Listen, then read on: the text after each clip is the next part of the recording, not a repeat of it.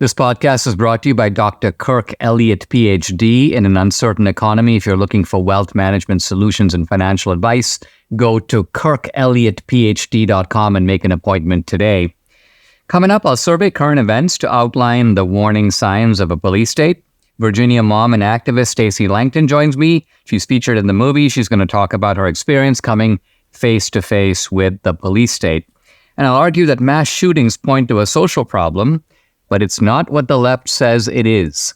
Hey, if you're watching on Rumble or listening on Apple, Google, or Spotify, please subscribe to my channel. This is the Dinesh D'Souza Show.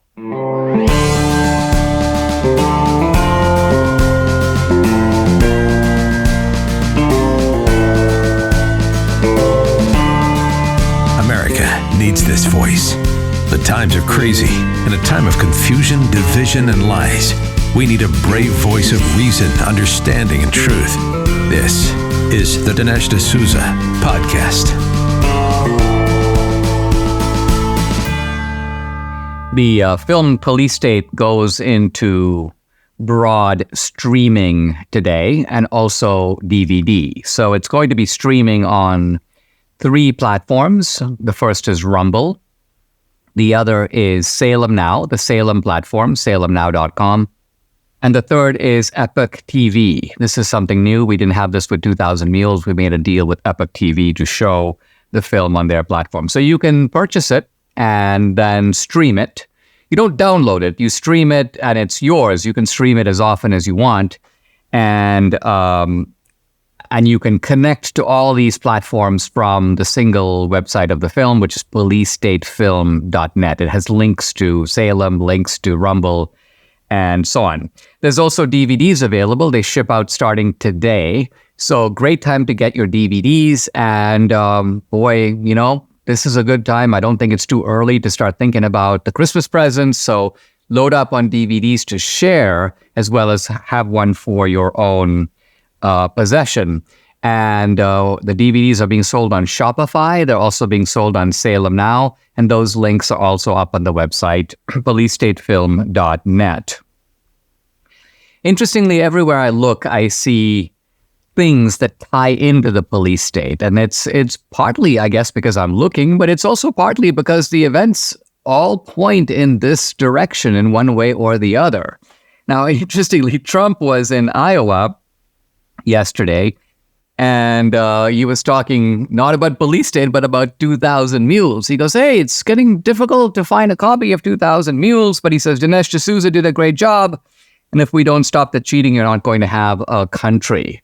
All true. It's obviously essential to have voter integrity. But I'm eager for Trump to see the new film. We've actually sent it to him. I hope he does watch it soon. And I hope that he does comment about it. But he's obviously a super fan of 2000 Mules. And that is obviously also an issue very close to his heart. Here is the World Economic Forum founder, Klaus Schwab. He says in a recent statement, we have to get used to a total erosion of privacy. And then he makes this remarkable statement, if you have nothing to hide, you shouldn't be afraid. But drawing on the biblical idea that we are all sinners, well, who is it that has nothing to hide? And by nothing, I'm talking about nothing in your whole life. Because part of the openness of digital media now isn't just that they can monitor what you're saying and doing now, but what you did 5 years ago, 10 years ago, maybe longer. So I think that although Klaus Schwab on the surface is saying, hey, listen, law-abiding people who have nothing to hide don't really have to worry, his real meaning is different. His real meaning is since everybody has something to hide, we all need to be very afraid. In other words, the police state, and in his case, he's talking about a global police state. This is a guy who is German-Austrian by background. This is somebody who runs the World Economic Forum, which meets in Switzerland. He's not talking about the United States. He's talking about extending the police state in Europe and in Canada and in Australia and New Zealand. And I think if he had his way, it would be worldwide. So his real message is the police state can get anyone. They just need to know who it is. They will find what you have been, quote, hiding. And by hiding, they just mean something that they can pin on you, something that they can accuse you of. You don't even necessarily have to be guilty of it. You just have to be sort of plausibly guilty, because then they bring you in, they set up a proceeding, you're facing years in prison, and then they go, hey, listen, if you take a plea bargain, you can serve out 6 months or you can serve out a year, and you'll obviously be permanently tarred or scarred. And we will have essentially achieved our objective of defeating you, disgracing you, in a sense, taking you out of circulation as somebody that we have to put up with or deal with. The judge in the Trump case, this is Judge Chutkan, she had imposed a gag order on Trump. She then withdrew the gag order, and now she has put it back. So again, think of this. This is not only an interference with Trump's First Amendment rights, but it's also election interference. Trump can speak generally about his case, but he cannot criticize Bill Barr. Why? Because Bill Barr might be a witness. He cannot criticize the judge. He cannot criticize the prosecutor.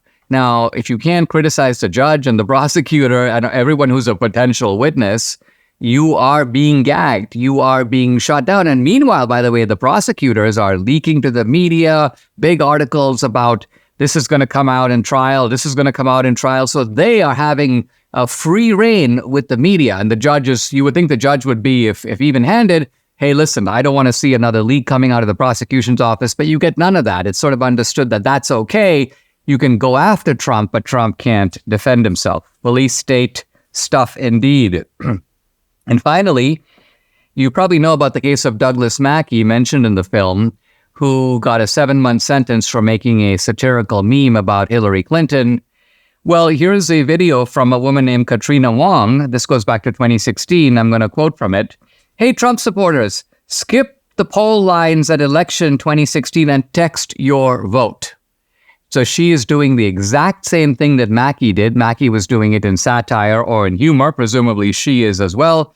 Text votes are legit. Or vote tomorrow on Super Wednesday.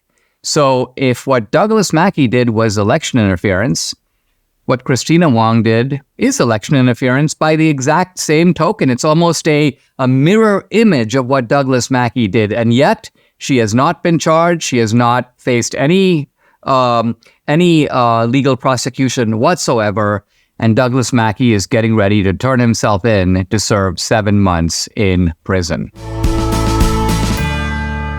Debbie and I had a New Year's resolution to lose weight, and thankfully PhD weight loss came to our rescue. Debbie's lost 24 pounds, I've lost 27.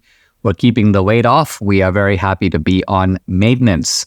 The program is based on science and nutrition, no injections, no pills, no long hours in the gym, no severe calorie restriction, just good, sound, scientifically proven nutrition. It's so simple. They make it easy by providing 80% of your food at no additional cost. They tell you when and what to eat. And guess what? You can do this without ever being hungry. The founder, Dr. Ashley Lucas, has her PhD in chronic disease and sports nutrition. She's also a registered dietitian. She helps people lose weight and, most important, maintain that weight loss for life. So if you're ready to take the step of losing weight like Debbie and I have, call PhD Weight Loss and Nutrition. Here's the number, 864-644-1900. You can also find them online at myphdweightloss.com. The number again to call, 864-644-1900.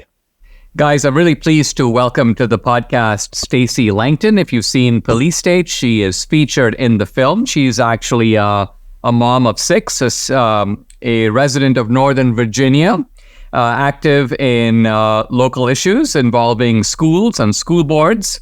She started the Mama Grizzly movement in the fall of 2021 when she stumbled upon some very startling, graphic, sexually explicit books in her son's public school library in Fairfax, Virginia. By the way, her website, mamagrizzly.org. Stacy, welcome. Great to have you. Thanks for joining me.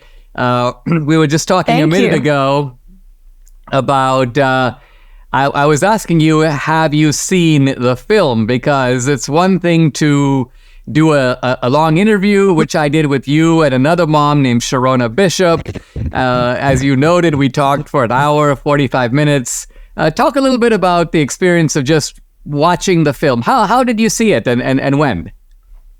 Well, I took my two oldest sons to the movie with me that night, and I went with a big group of friends. And of course, it was totally sold out. Our theater was full here in Fairfax, and it was very, celebratory as far as the atmosphere. And it was funny, because I come on kind of late in the picture, but everybody was really enjoying the film because it's very dramatic and it's very serious, but it's also, it's a little bit scary and a little bit frightening. And there were a lot of very emotional moments too, where people were tearing up listening to some of the other folks that you interviewed tell their stories. And then when I came on, everyone in the audience cheered and they clapped for me, which was funny. And then the bit that you used was really wonderful, and I thought it was very skillfully done. The way you sort of tied all of our little bit of our lives together and made it flow so cohesively to tell the story of what it is that can happen to you when you dare to sort of step outside of the a proper lane that the government would like you to stay in. And so it was wonderful. I really enjoyed it a lot, and everybody was really, really excited about it. Did you find that people kind of got into it at the end and was singing the national anthem when as the film closed out? Yeah, that was a thing. Everybody was singing with him at the end. The man in the jail cell, who sings when he hears the other prisoners singing the national anthem, and it was very moving. And afterwards, when I walked out of the theater, I didn't even realize Tara Rodas was there in the theater in my showing, and so she came up to me and she said, "Oh my God, I know you. I saw you in the movie." And I was like, "Oh," because I had just seen her on the screen moments before, and I didn't know her at all, and I'd never run into her before. So that was really neat. We took a picture together, and several people came up to us afterwards, and they said, it was kind of funny. There was a couple of kind of young teen boys who came up to us, and they said, "Were you just in the movie just now in there?" And I say, yeah. And, they were excited, and we took some pictures and stuff. So it was fun. It was a lot of fun. I got to say, going back a decade now, when I first made Obama's America 2016, my first documentary, I was very unnerved to see myself on the big screen because it's so big. I mean, your head is like 5 feet large, and it's not something you're used to. So it's quite a surreal experience. So that's kind of why I was asking is what it felt like to be in the theater. And it sounds like you were there with people who knew you, which of course makes the experience that much more interesting and enjoyable. Yeah, it definitely is surreal. And I mean, I have to say, well, when you get to hit a certain age, and I'm a woman of a certain age, it's kind of like, oh, golly, look at all the wrinkles or whatever. But, you just kind of got to let it go at this point. But it was a lot of fun. Stacy, we have a chance here to talk in a little more detail, not a lot more detail, but a little more about your story. And naturally, there's only a glimpse of it in the film. Let me start by just asking you, was there a single event that motivated you to say, hey, things are really out of control. I need to become more involved. Was there a single event, and what was that? Oh, yeah, there were actually two events that came in really close succession for me. And this is what made me feel like I had to do something. And first of all, find out. And then when I found out, to speak up. And that was, I had come to the public school system a little bit late because we're Catholic. And so all of my children are in, private Catholic schools. But around here, they only go K through 8. And so when you have your child hit 9th grade, you have a decision to make. Do you send them to the very expensive Catholic school, which is very far away? Or do you send them to the public school, which is a mile away? And so that's what we chose for my two oldest sons. They went to the public high school. And the year that school started in 2021, we started at the end of August at some point, and it was the school board meeting just prior to September 11th, which was around like the 9th of September. We have a board member who is Palestinian, and she had said some very controversial things at that school board meeting, which I attended, about September 11th. And she just got, fried in the press for that. And that weekend I was watching Newsmax, and they did a program, like a profile of another school board meeting that had sort of gotten out of hand. And this was the one in Hudson, Ohio. And I think it actually might have been like a city council meeting. And the mayor sort of famously walks into the room and he says, in remarking about a high school like classroom assignment book that was completely sexually explicit. And he says to them, all of you should be arrested for child pornography. And I thought, is that like, what's going on? Like, that sounds weird. And I thought, well, that's just, something crazy happening in Ohio. And then the next day I saw another program that profiled a mother who I didn't know her name at the time. I found it out later.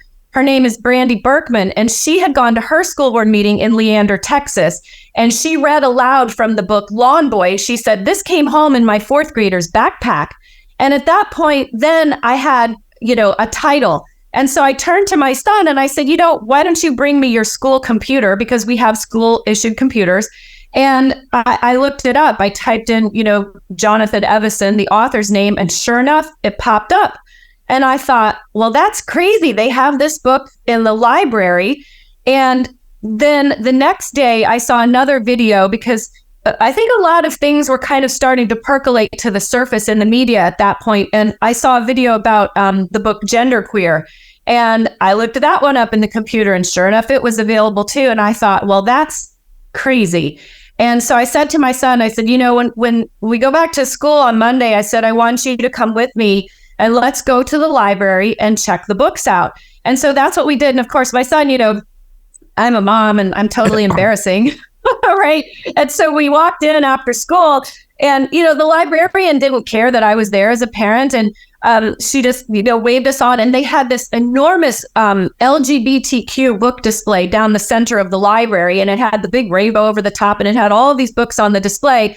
And of course, Lawn Boy was sitting right there. And so we saw Lawn Boy, but we couldn't find Genderqueer. And so we had to go ask the librarian for help. And she said, I don't know why it's not here on the LGBTQ display. And she said, let's go to the comic book section. So we did, which was all the way in the back of the library. And, there's a stack floor to ceiling of every comic book, which is, boys' favorite books, right? It's the Black Panther, it's the Avengers, it's, Batman and Robin, it's Superman. And Genderqueer, literally sitting on the shelf. And she pulled it off and handed it to me, and she's smiling, and she thinks, I don't know, maybe she thought my son was genderqueer or something. And she let us check the books out. And so when I got home and opened it up. Stacey, hang on. Yeah, we're just going to take a pause. When we come back, we'll pick up your story. Right back. Okay. If aches and pains are your problem, Relief Factor is your remedy. Debbie and I started taking Relief Factor a couple of years ago, and what a difference we've seen in our joints. Nothing short of amazing. Aches and pains are totally gone thanks to this 100% drug-free solution called Relief Factor. How does it work? Relief Factor supports your body's fight against inflammation. That's the source of aches and pains. More than 1 million people have tried Relief Factor, and about 70%, the vast majority, have gone on to order more. Debbie's been able to do the exercises now that for a long time she wasn't able to do. So, hey, Relief Factor's been a big game changer for her, her aunt, other members of our family, Mike here in the studio, and for many other people. You too can benefit. Try it for yourself. Order the 3-week quick start for the discounted price of just $19.95. Go to relieffactor.com or call 800-4-RELIEF to find out more about the offer. The number again, 800-4-RELIEF, or go to relieffactor.com. You will feel the difference. I'm back with Northern Virginia mom, Stacy Langton. Her website, mamagrizzly.org. Stacy, you were talking about how you discovered these two sexually explicit books. You were able to check them out. You took them home. I take it you looked inside and you were like, oh my gosh. What was it? What did you do next? Well, when you see Genderqueer, it's not just one image, it's the entire book. There's probably a dozen really graphic images in that book. And so at that point, I signed up to speak at a school board meeting. At that point, I had only been attending them. I had never spoken, but I felt like, I had to say something about it, because quite honestly, I thought maybe nobody knew that this was happening in our school district, and maybe the board didn't know. And so that's what I did. I went and I spoke, and they didn't take it very well. But I mean, did they in fact know about it? And they were like, they saw you as a troublemaker for raising the topic? I'm not sure about that. Quite honestly, I have some questions as to how these books get into the library system. From what I understand now, 2 years later, the librarians have pretty much carte blanche. They can purchase and bring in whatever they want. So that's why the books don't exist in every single high school library in our system, because there might be some that are like, not that one. But I don't know if the board knew what was in it. I don't know if they had seen the images themselves, but they were very distressed when I showed them the images, and they immediately shut me down. And that's why they cut the mic and they cut the feed, and they actually all fled the room for 20 minutes because it was so scandalous. Now, Stacy, let's talk a little bit about the police state retaliation and the kind of subtle but ominous ways that this occurs. Would you describe the meeting where you go to an event and you just notice that there was some strange things going on around you? Well, when the October 4th memo came out that year from Attorney General Merrick Garland, we felt like we should push back on that a little bit here as parents. And so we held a protest. We went on Sunday, October 17th, down to the Department of Justice on Constitution Avenue. And it was a very polite protest. We had about 45 or 50 parents show up, and there was a lot of security there. They knew we were coming. We had sort of advertised it beforehand. We weren't trying to be sneaky or anything. And we did it on a non-work day, so there wouldn't be DHS employees or DOJ employees or whatever in the building. And, there is a lot of police presence and a lot of Department of Homeland Security presence. It was kind of unnerving. And the very next day, which was Monday, my family started receiving threats. So, I just think that's a little coincidental, because I didn't start getting threats immediately after I spoke at the school board meeting. You know what I mean? Like, I had a lot of people at the time very vitriolic toward the message because they were saying I was anti-LGBT or whatever, I don't like gays or something like that. But I still hadn't received any threats. I didn't get threats until we stood in front of the DOJ on October 17th. And then you describe in the movie was it a school board meeting where you saw all these unmarked cars? Right. And that happened just a few days later. So, we were at DOJ on Sunday. The school board meeting was Thursday night. And at that school board meeting, we did have marked and unmarked ghost cars there. And that was something that had never happened before. That's an unnerving thing, right? And we even had a helicopter overhead at one point. It kept circling, and it was, quite low. It wasn't at the normal altitude going somewhere else. It was definitely there, and it was shining its spotlight down on us. And we had a street side protest like we always did before the meetings. And at that time also, we were holding pop-up rallies in the afternoons and in the early morning time for Glenn Youngkin, who was the candidate for governor. And that same day in the morning, we had DHS marked vehicles at our pop-up rally for Glenn Youngkin. So, we were getting an awful lot of close monitoring and close attention. And I just thought that was completely inappropriate because, we're just a bunch of parents. Like, nobody's doing anything provocative. It's not like we're throwing Molotov cocktails at a school board meeting. But it was very, very uncomfortable, very unnerving. And along with the threats that I was getting directly against myself and my children by name, I didn't get a lot of sleep for about a 2-month time span during that time. We'll be right back with Stacy Langton, the website mamagrizzly.org. You can follow her at X. It's at mamagrizzly.org. MAMAGRIZZLYORG. During times of political upheaval and economic uncertainty, which is right now, it's crucial to have a reliable source of financial guidance and insight. That's where Dr. Kirk Elliott, PhD, and his esteemed wealth management advisory firm come into play. Dr. Kirk Elliott has distinguished himself with 2 PhDs in economics and theology. He's built a reputation in expert financial solutions tailored to your unique needs. His firm specializes in wealth management, offering a comprehensive array of services to protect and grow your assets in an ever-changing world. In an environment filled with economic volatility, shifting political landscapes, finding a trusted partner during these challenges is essential. Dr. Elliott's firm employs cutting-edge strategies and an understanding of the markets to guide you toward financial success. Go to KirkElliottPhD.com. That's Kirk Elliott, 2 L's, 2 T's, KirkElliottPhD.com/Dinesh book an appointment. They will explain their process about investing. That's kirkelliottphd.com/Dinesh, or you can call or text. Here's the number, 720-605-3900. Again, 720-605-3900. I'm back with Northern Virginia mom, Stacy Langton. Stacy, you described to me an amazing, really just disgusting episode. It's not in the film, but it involves people, or maybe in this case, a person who tried to degrade you by portraying you as some sort of a porn star. So let's, first of all, did that happen? When did it happen? Describe the events that led up to it.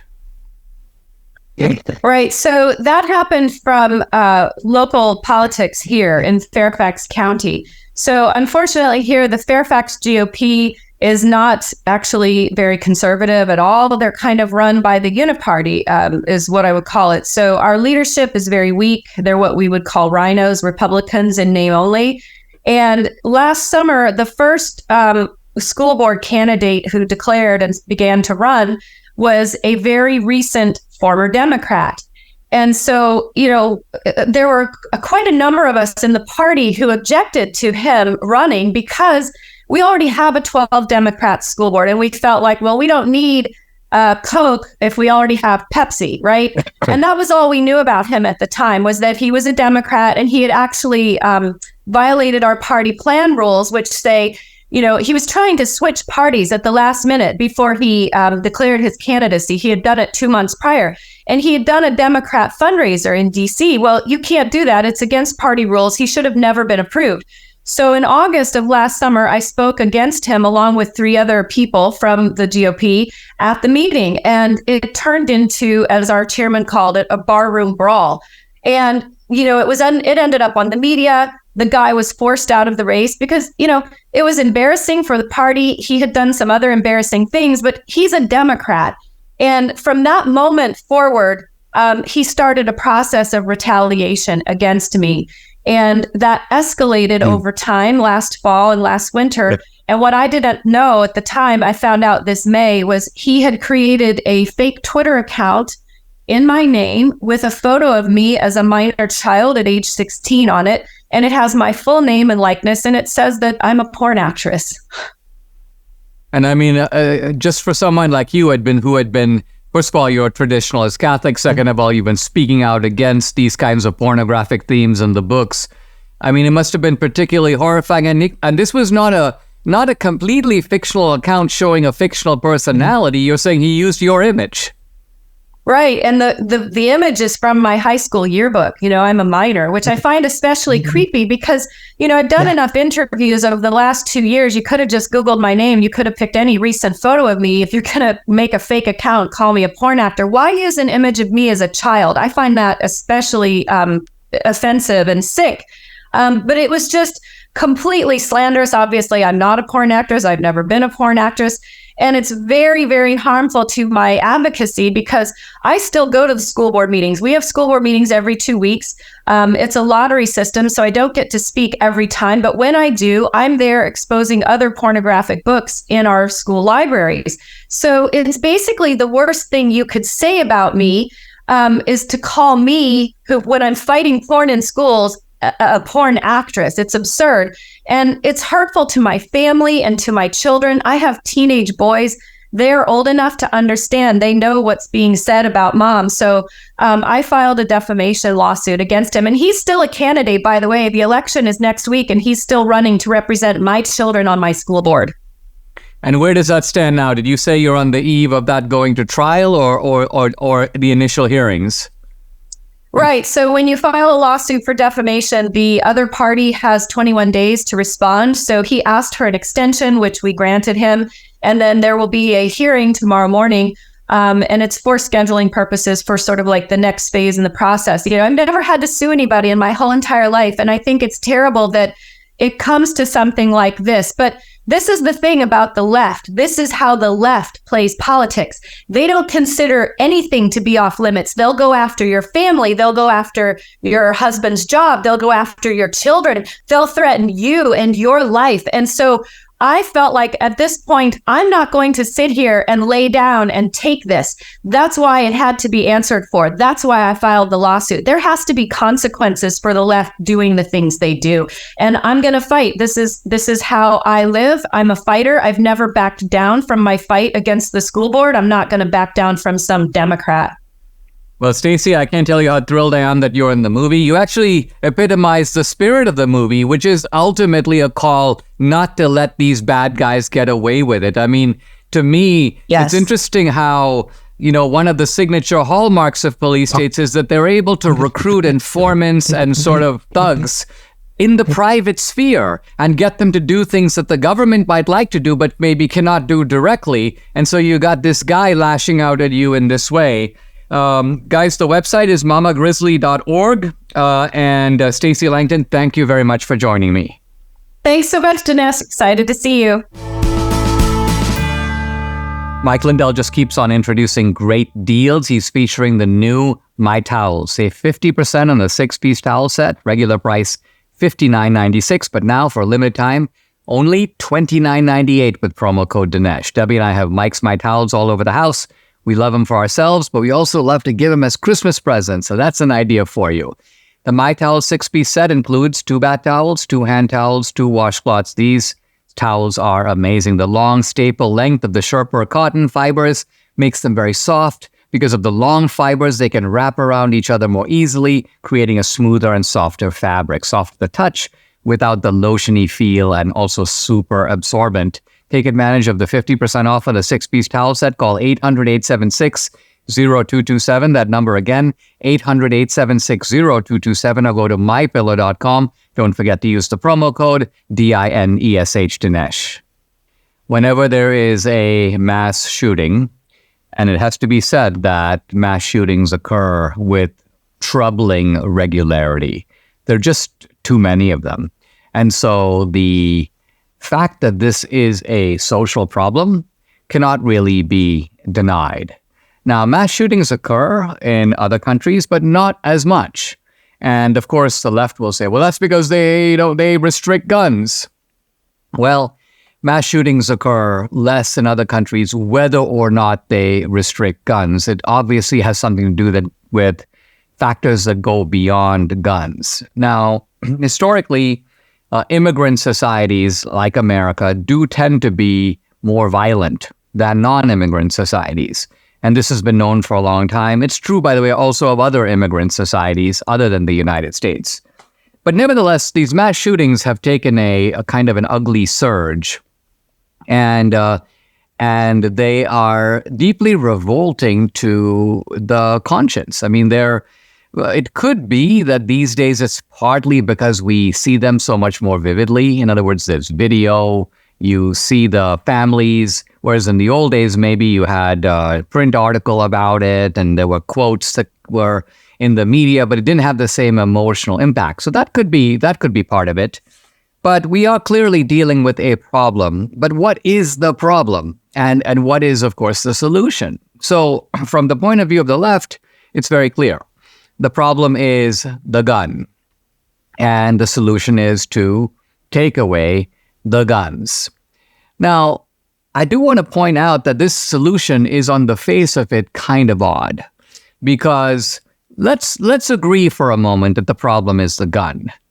The problem is not obviously guns per se. The problem is that guy's gun. Because that guy's gun was used in the mass shooting. And so you would think that the left would be like, let's try to figure out a way to take away guns from the kind of people who do mass shootings. But no, that's not the left's position. The left's position is, how do we take away everybody's guns? Now, when you look at any other violation of rights in the Constitution, you see that this principle that the right is violated over here, so let's deprive everybody else of that right, is never applied. In fact, it makes absolutely no sense. Let's take the example of the First Amendment. Let's remember the guns are protected by the Second Amendment. But free speech is protected by the First Amendment. All right, so now let's take a guy who likes to go into crowded theaters and shout fire. Causes a panic. People get stampeded. The guy is obviously abusing his free speech rights. He's abusing his First Amendment rights. And so there is a kind of limit or restriction on the First Amendment. Yeah, you have the right to free speech, but you cannot shout fire in a crowded theater. But let's say you have a guy who keeps doing that. Would anybody come and say, all right, well, since he is abusing his First Amendment rights, nobody should have First Amendment rights. Let's take away everybody's free speech rights, including his, and that way he can't abuse it. He can't go around shouting fire because no one's allowed to speak. No one says that. No one even thinks like that because it's absurd.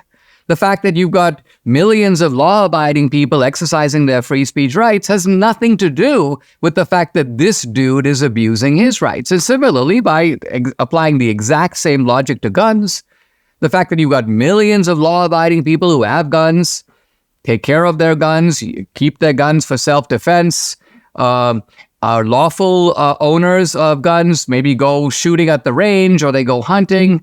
What does that have to do with the mass shooter who is abusing his gun rights?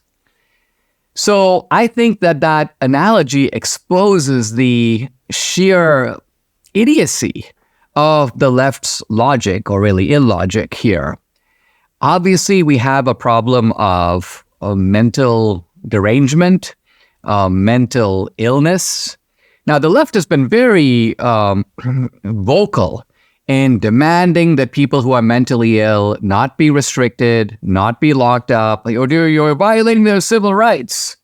So it's the left that is actually giving these people permission to have, in a sense, the same rights as everybody else. They're able to walk into a store and buy a gun, and then when they do a mass shooting, what does the left do? They turn around and go, it wasn't the guy. It wasn't the guy that we let out. It wasn't the guy that we insisted has the same civil rights as the rest of you. No, it's the gun. The gun made him do it.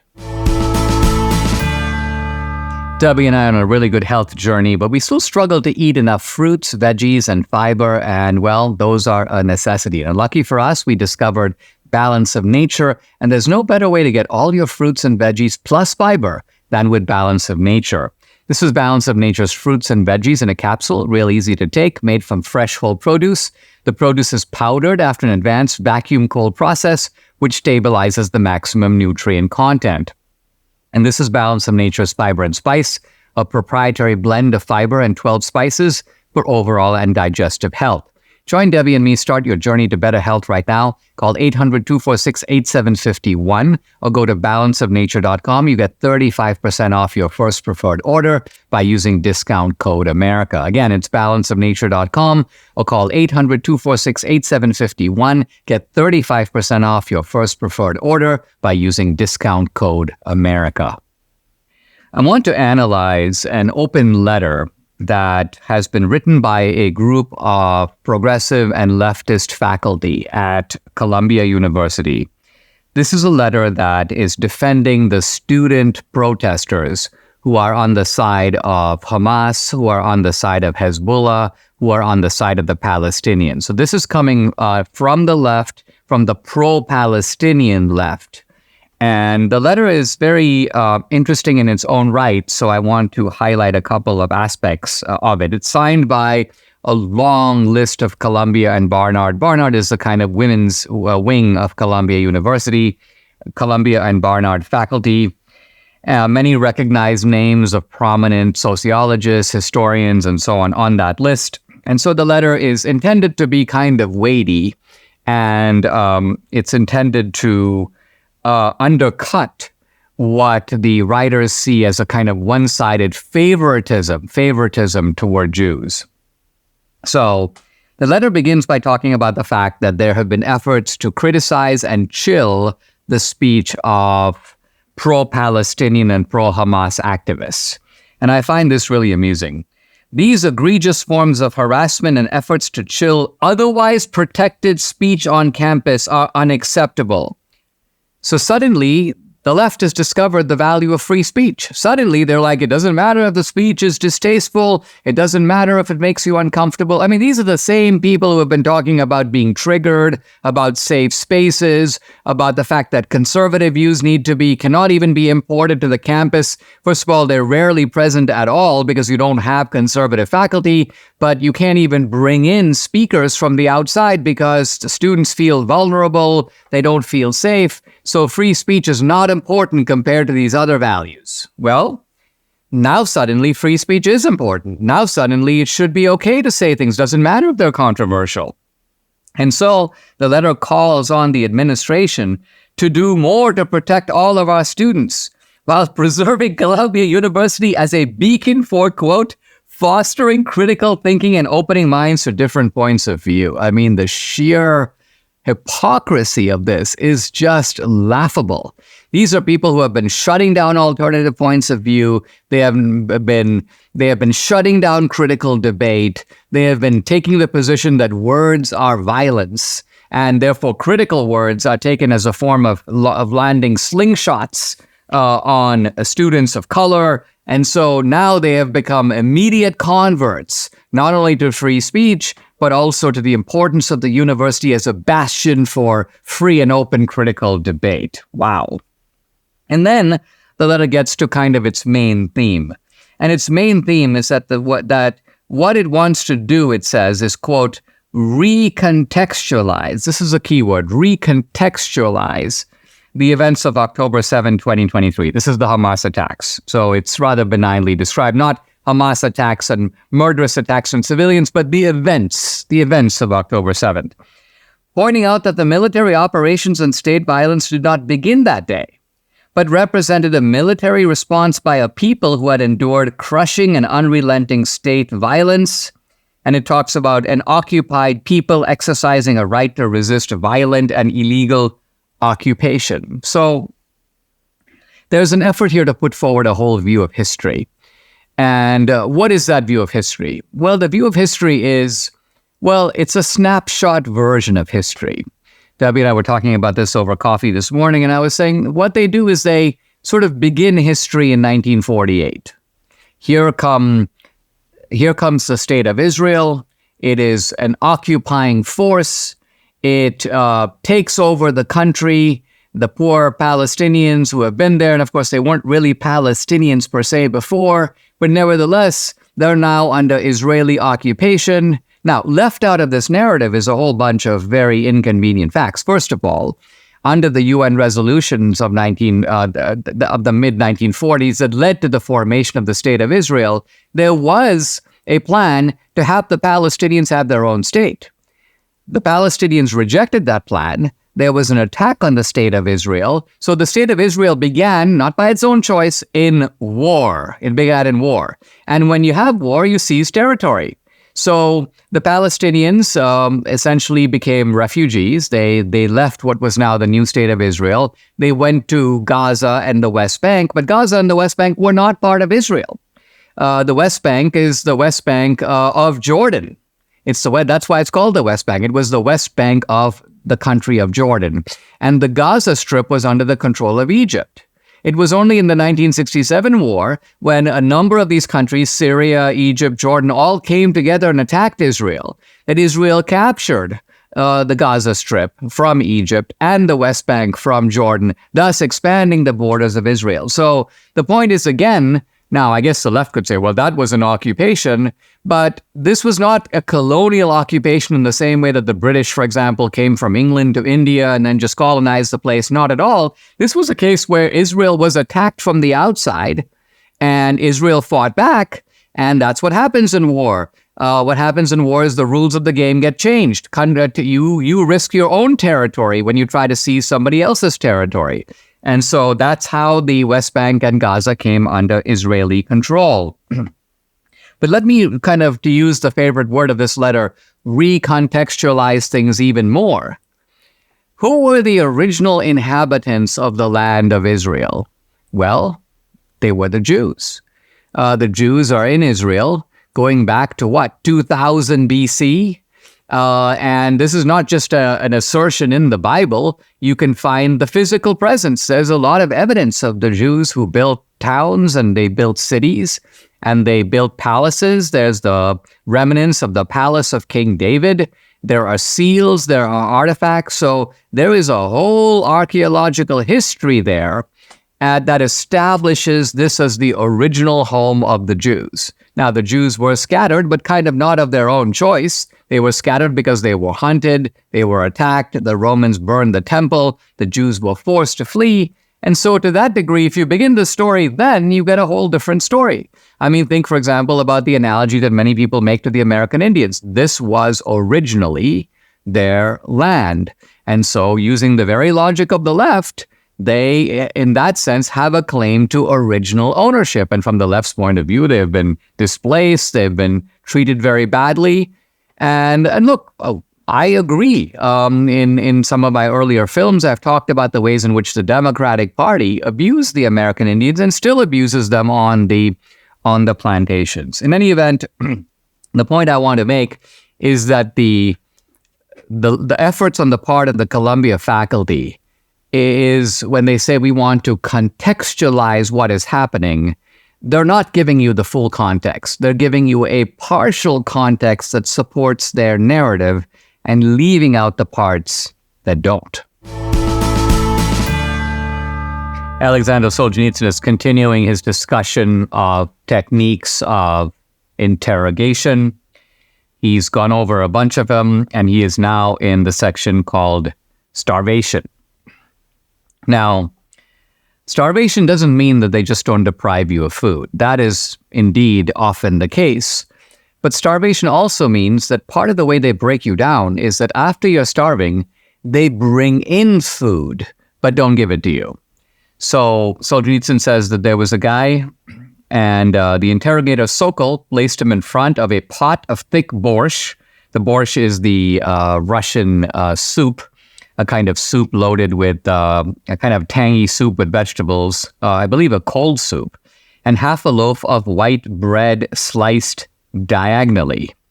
This is Solzhenitsyn's kind of eye for detail. It's sliced in a certain way. He remembers it. The convict remembers it.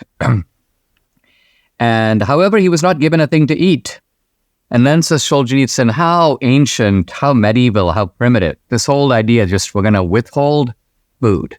Or we will bring in food, show it to you, kind of tantalize you, if you will, dangle it in front of you, but you won't get it. And writes Solzhenitsyn, the only thing new about it was applied in a socialist society. So the socialists are just saying, we can learn from medieval techniques. They may be old, but they're very useful. They can come in pretty handy right now. In another case, you have a guy, and they starve him, and then they bring him a carafe of wine. Now, the guy doesn't want to drink the wine. He actually is not a wine drinker. He doesn't do it. And so they try to keep pressing him to drink, and sign, drink and sign. So you can see here they want to intoxicate him. That will weaken his resistance, and he will sign. And that's the main thing. They need his signature on the piece of paper. But Solzhenitsyn then writes, on the very first page, Chabariev learned he had been on intimate terms with all the leading Japanese generals. This is the Japanese generals fighting on the Soviet side, on the Nazi side in World War II, and that he had received espionage assignments from all of them. He began to cross out whole pages. So he doesn't go for it. He's supposed to agree to something that obviously never happened. He's not guilty. They're trying to frame him for espionage. They were hoping he'd drink and then sign. He won't do it. But, writes Solzhenitsyn, Blaganin, another Chinese Eastern Railroad man arrested with him, was put through the same thing, but he drank the wine and in a state of pleasant intoxication, signed the confession and was shot. So it didn't work with the first guy, but it worked with the second guy. And that's why they have this kind of multiplicity of techniques. If one doesn't work, we get you another way. Solzhenitsyn then goes into a description of various types of beatings of the kind that leave no marks, blows in the solar plexus, a kind of torture technique called bridling. And then he picks up the idea that behind all of this, there is in fact a Soviet code. In fact, he says two codes. There's a code of a criminal code and a code of procedure. And this is part of Soviet law. Presumably goes back to the days or the immediate aftermath of the revolution. But here's the interesting thing. Even though there is a code, the prisoners never get to see it. They never get to know what their rights are. And so this is a typical scene. The principle of our interrogation consists further in depriving the accused of even a knowledge of the law. An indictment is presented. And here, incidentally, is how it is presented. Sign it. It's not true. Sign. But I'm not guilty of anything. It turns out you are being indicted under the provisions of Articles 5810, Part 2, and 5811 of the Criminal Code. Sign. But what do these sections say? Let me read the code. I don't have it. Well, get it from your department head. He doesn't have it either. Sign. But I want to see it. You're not supposed to see it. It isn't written for you, but for us. You don't need to see it. I'll tell you what it says. These sections spell out exactly what you are guilty of. And anyway, this is the interrogator talking.